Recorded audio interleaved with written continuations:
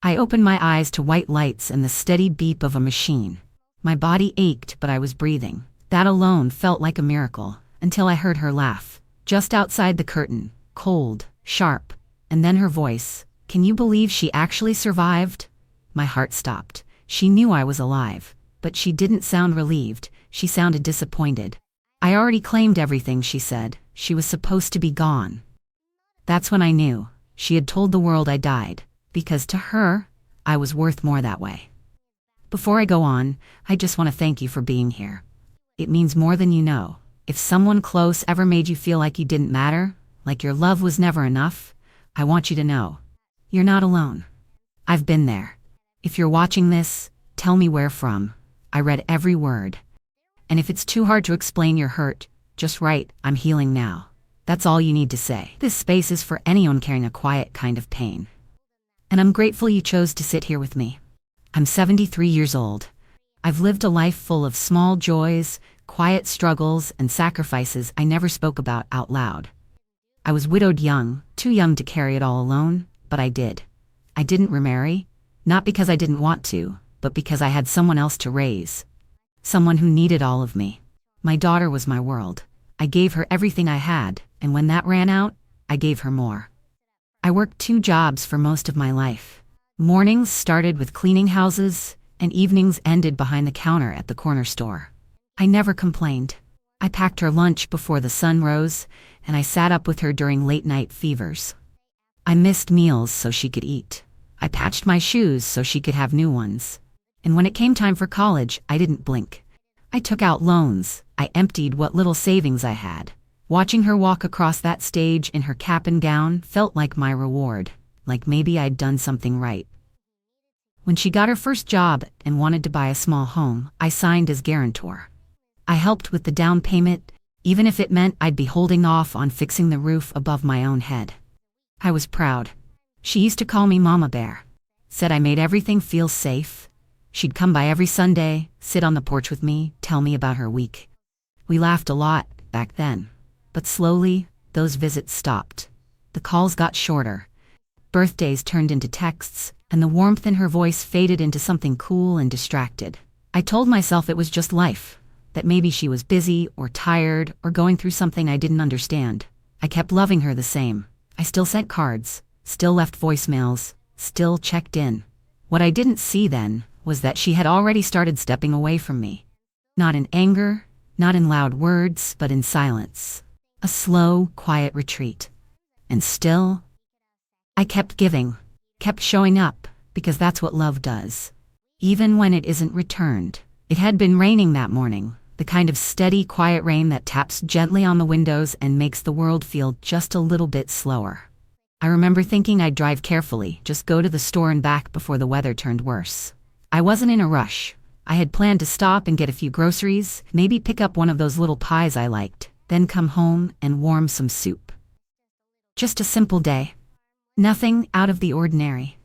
I remember the windshield wipers swaying back and forth, keeping rhythm with the rain.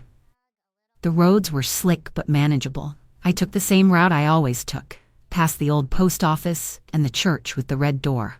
I even remember humming a little, tapping my fingers on the wheel at a red light, thinking about whether I still had tea bags at home. Then came the turn. A slight curve near the gas station. I didn't see it coming, the flash of headlights, the sound of tires skidding across wet pavement, and then that awful low roar of metal folding into itself. It didn't feel like a crash. It felt like time stopped.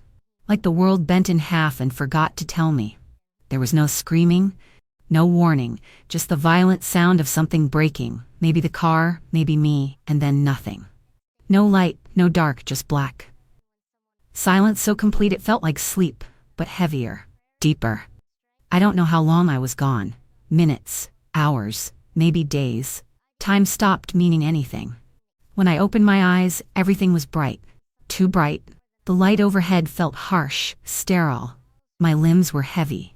I couldn't move much, but I could hear something beeping, steady and calm, like it was measuring whether I was still here. I turned my head slowly.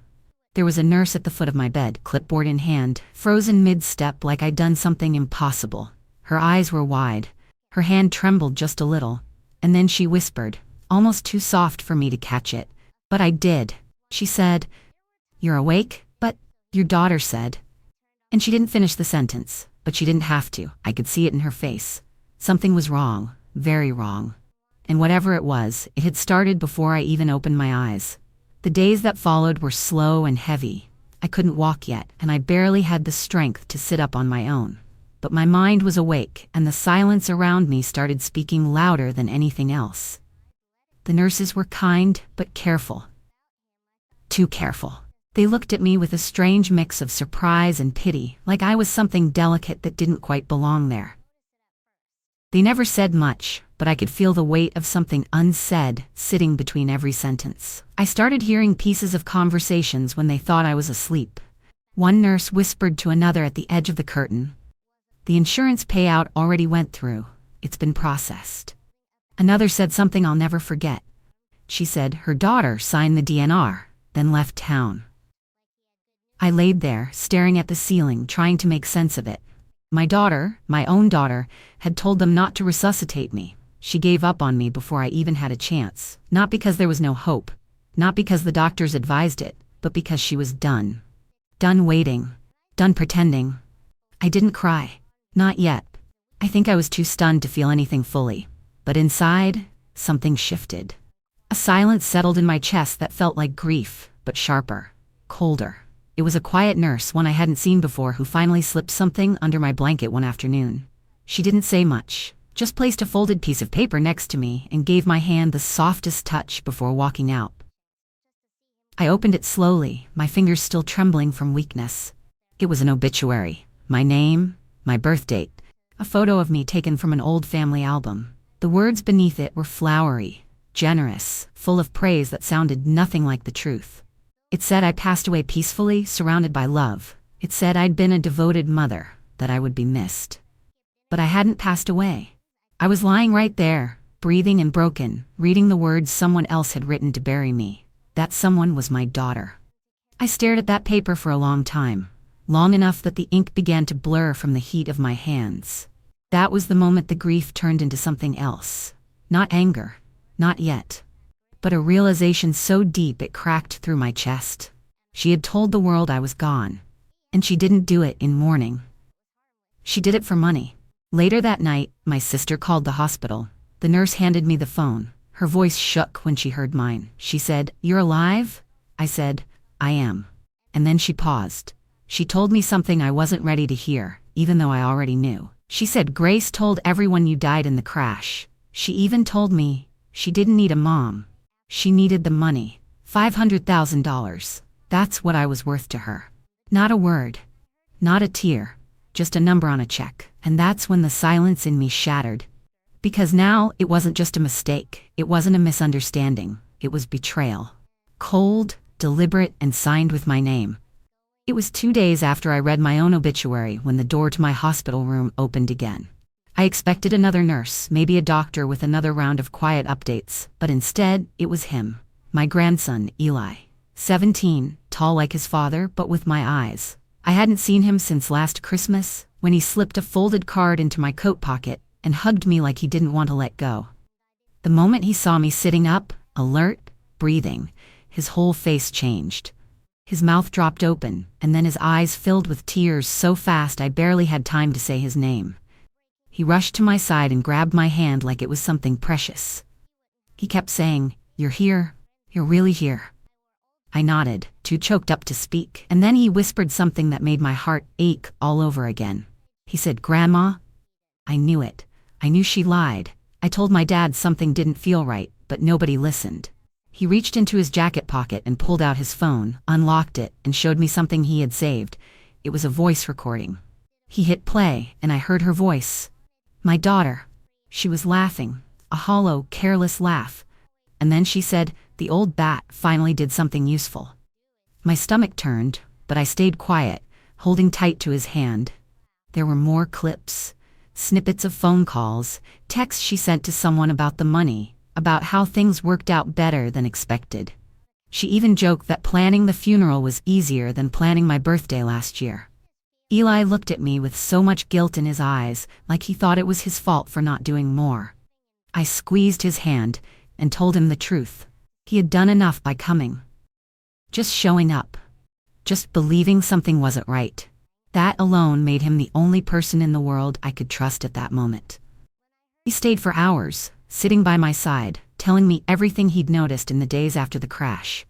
How she seemed too calm, how she refused to let anyone see the body, how she used the insurance money to buy a new car, remodel her kitchen, take a vacation to the coast. He said, "I didn't want to believe it.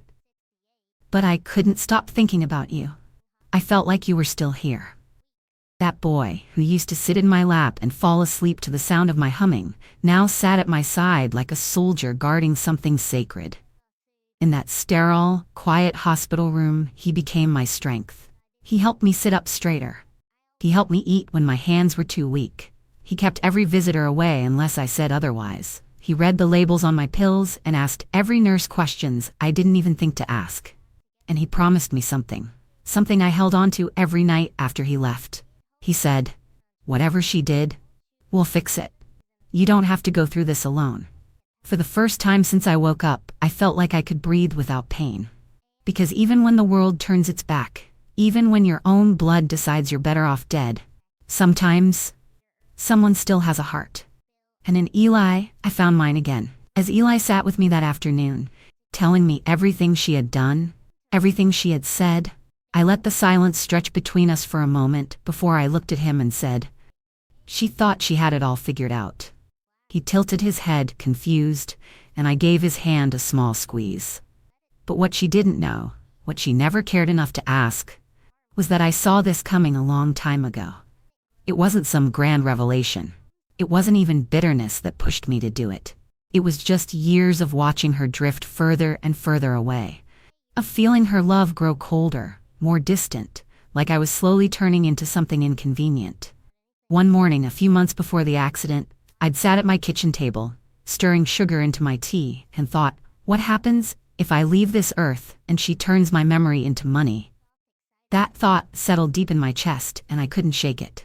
So, I made a quiet phone call. No drama, no announcements. I reached out to Mr. Carter, an old friend who had once helped my husband write his will. I told him I wanted to make some changes. We sat in his office the following week, and I told him everything I was feeling. I told him about the way she looked through me now, the way she avoided my calls, how kindness had turned into duty, and duty had turned into distance. I changed the beneficiary on my life insurance. I removed her name and placed Eli's in its place. I didn't do it to punish her. I did it because I wanted what little I had to go to someone who still saw me. Someone who didn't wait for me to be gone to find value in my name. Mr. Carter had nodded, patient and quiet, and said he'd handle it all. I also gave him power of attorney, just in case something ever happened to me, just in case my voice couldn't be heard when I needed it most. Sitting there in that hospital bed, with Eli beside me, and the truth out in the open, I realized just how much that decision had saved me. She thought she had it all. She thought I was too old, too soft, too trusting to cover my own steps. She went ahead and filed a claim on a policy that no longer belonged to her. She accepted money that was never meant to reach her hands. And she backed it all with a forged death certificate, declaring me gone before my heart had even finished fighting. The lawyer was already working behind the scenes. Mr. Carter had received a notification from the insurance company, and something in the timing didn't sit right with him. That's when he reached out to the hospital directly, confirming what he suspected, that I was very much alive and breathing, and about to raise hell in the quietest way possible. She thought I was just an old fool, weak and fading, but I was never foolish. I'd just been quiet. And I'd been watching. She didn't know I had a backup plan. And now, the foundation she stood on was about to crack beneath her. Not with shouting, not with vengeance, but with facts, proof, and the quiet strength of someone who'd learned the hard way never to leave the door wide open to someone who only comes knocking when it's time to take. When the doctors finally cleared me to leave the hospital, I didn't tell anyone, no announcement, no ride home waiting outside.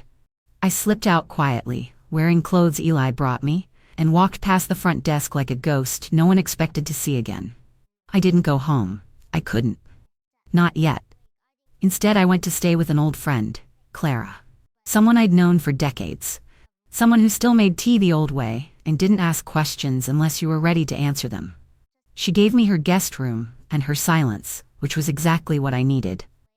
I stayed there, still healing, still bruised, but wide awake to everything now. I spent my days resting, my evenings reading, and my nights watching the world move without me.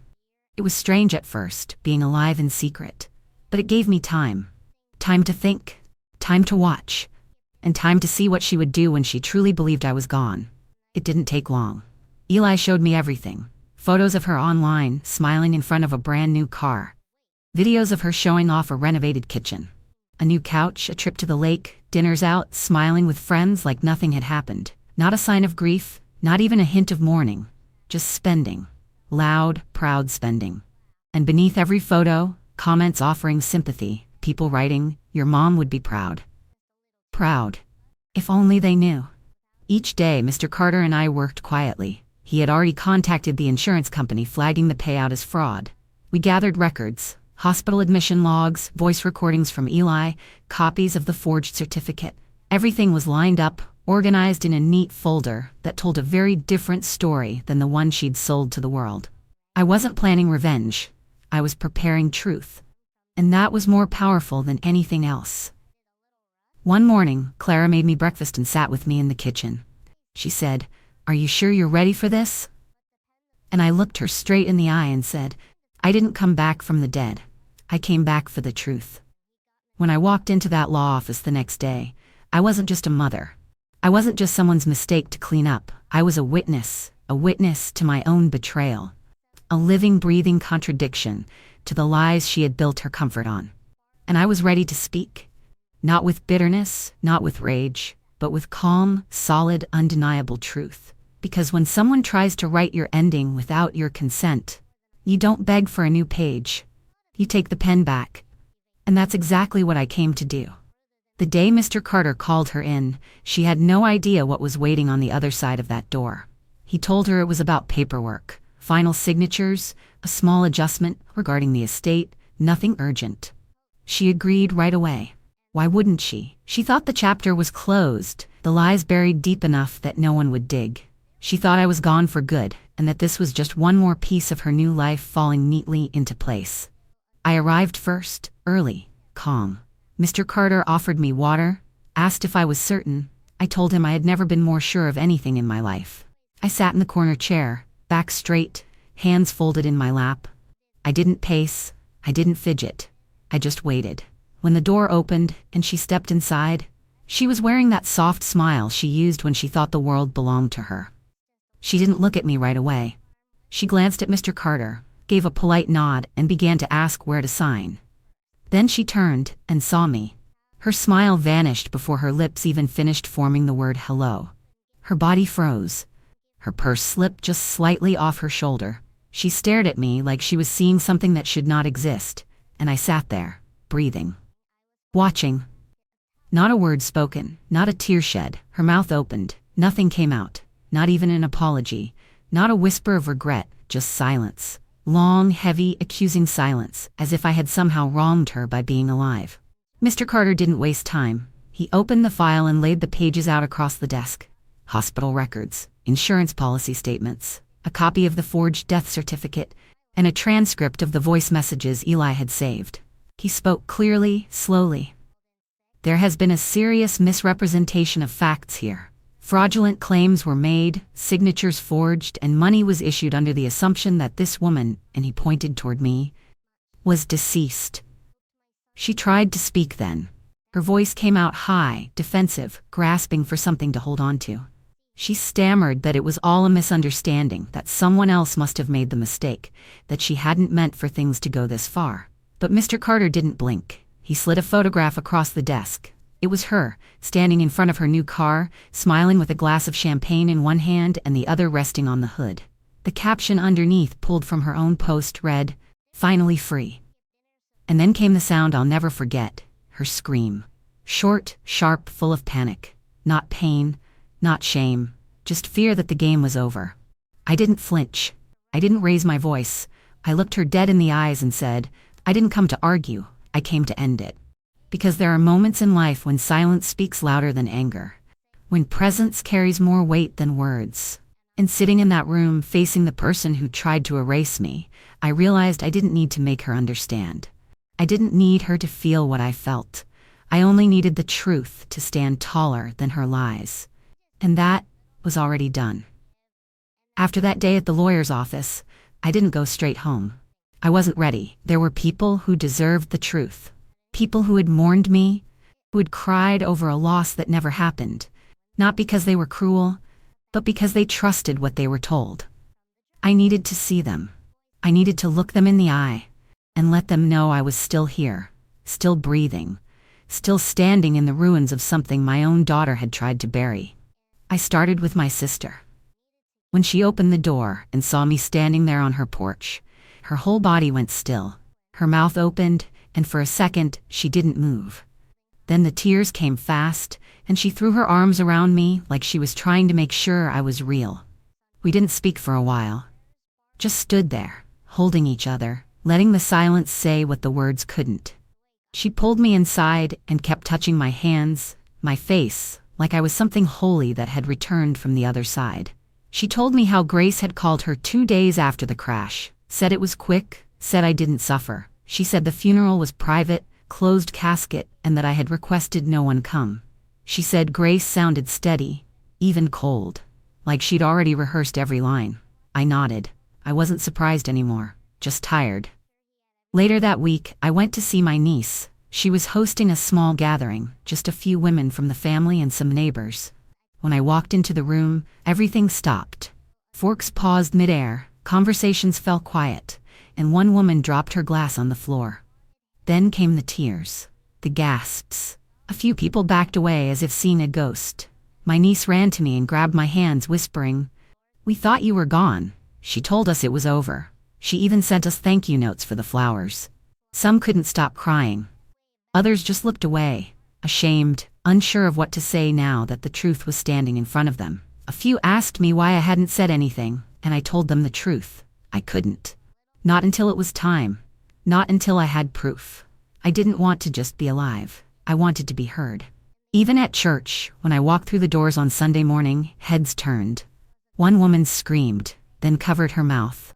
The choir director came down from the stage, held my face in her hands, and wept. They told me how they lit candles, how they prayed for my soul, how Grace stood up before the congregation and said I had gone peacefully in my sleep. I sat in the pew listening, not angry, just still. There's a certain quiet that comes after betrayal, a kind of stillness that settles deep in your bones. I didn't need to shout or scream. The truth had done its work. Not one person knew. She hadn't told a single soul the truth. Not my sister, not my niece, not even the church I'd served in for years. Grace didn't just lie to me. She lied to everyone. She buried me in silence, wrapped in false kindness and clean white lies. And for what? So she could cash a check and walk into a life she didn't earn. But I wasn't angry at the others. How could I be? They only knew what they were told. And when I looked into their faces, when they reached out and held my hands, when they cried and said they were sorry, not because they'd done anything wrong, but because they'd believed her, I found something I didn't expect. Peace. Because in their honesty, in their shock, in their raw confusion, I saw the part of the world that still cared, that still hurt, that still believed in love, even if it had been misled. And for me, that was enough to keep going. Not because I needed to be seen, but because I deserved to exist without apology, without question, without shame. She may have lied to them, but the truth had a pulse, and it was beating inside me. When it was all said and done, when the lawyer had filed every document and the truth had been put on paper in black and white, I went home. Not to her. Not to anyone waiting with questions or fake apologies. I went home to the house I built with my own hands, brick by brick, moment by moment, a life earned through every long shift and every quiet sacrifice.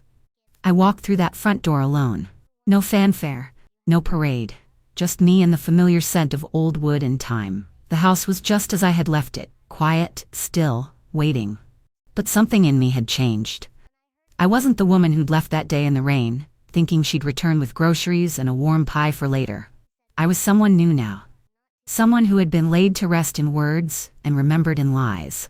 Someone who had risen through that and come back, not bitter, Not broken, but different. The first thing I did was change the locks. I didn't even think twice. I stood there while the locksmith worked, and when he handed me the new keys, I held them like they were something holy. Not just keys to a house, but to myself, to safety, to freedom. No more waiting for footsteps I didn't trust, no more wondering who would walk in when I wasn't looking. This was mine now, fully. I went straight to my bedroom and pulled out the folder I kept tucked in the bottom drawer of the dresser, my will. I opened it, laid it on the kitchen table, and with a steady hand, I rewrote it. Every detail, every decision, every name. Her name was no longer there, not in the assets, not in the guardianship of memories, not in the home I built with love. I left what little I had to Eli, not because he asked, but because he never had to. I made sure Mr. Carter received the updated copy that same week. He didn't ask questions, he just nodded and said, "It's good to protect yourself, especially from the ones who think they're owed your breath."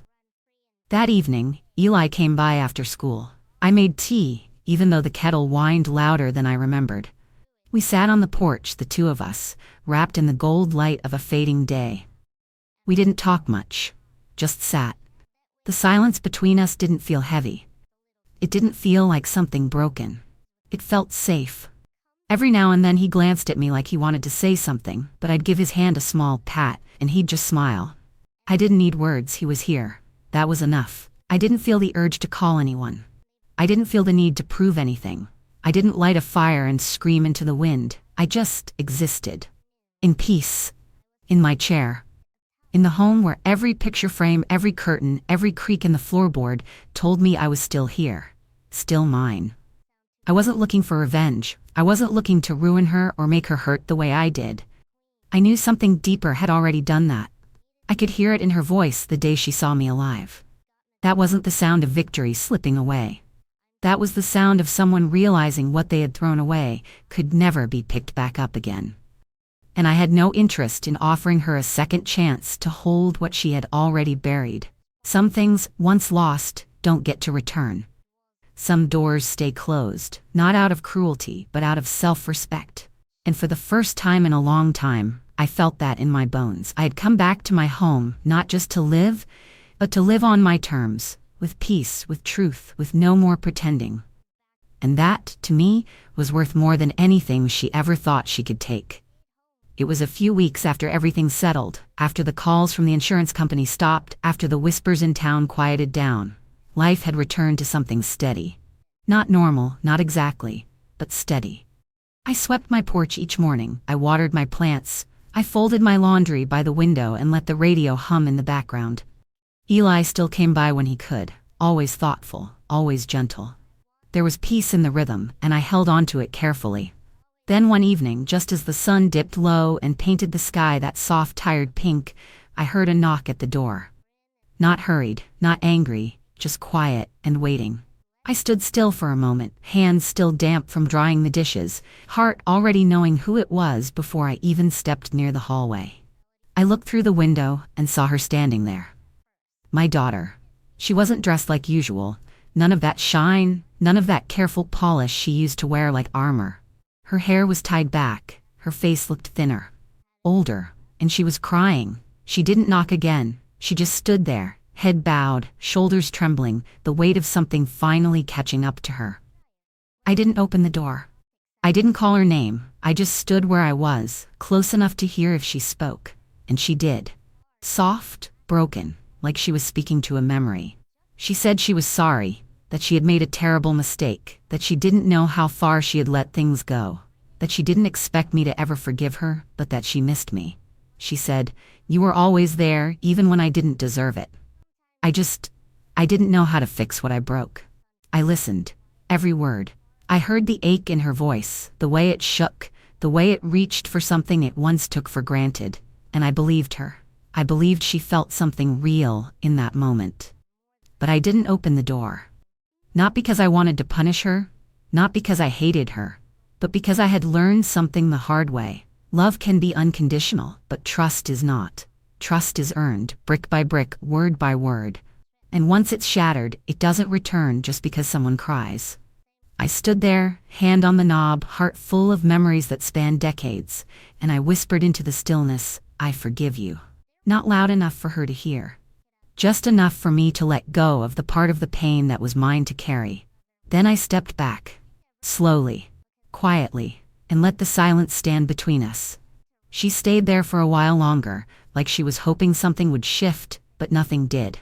Eventually, I heard her footsteps retreat down the steps, slow and unsure, and the sound of her car door opening, then closing. I watched the taillights disappear down the street, and I didn't feel angry. I didn't feel satisfied. I just felt still. Because forgiveness is not a key. It's not an invitation to start over. Sometimes it's just a way to say, "You don't get to hurt me twice." I had given her everything once. Now I gave her peace. But I kept the lock turned and the boundary held. She may have come back with tears, but I had come back with clarity. And that, for me, was enough. She wanted a mother's love, but only if it came with a price tag. She thought turning me into a memory would be easier than facing the truth of who I still was. But love doesn't end when someone walks away. It doesn't crumble under lies, it endures, it remembers. And sometimes, when it has no choice left, it leaves quietly, with its head held high. If you've made it this far, thank you for sitting with me. Truly. Tell me below, have you ever been betrayed by your own blood? Or if it's too heavy to explain, just write, "I'm healing now." That's enough. Please do well and subscribe. And if you're watching this alone, in the quiet of your own space, just know. This light, it's for you. Thank you for watching. See you on the next one.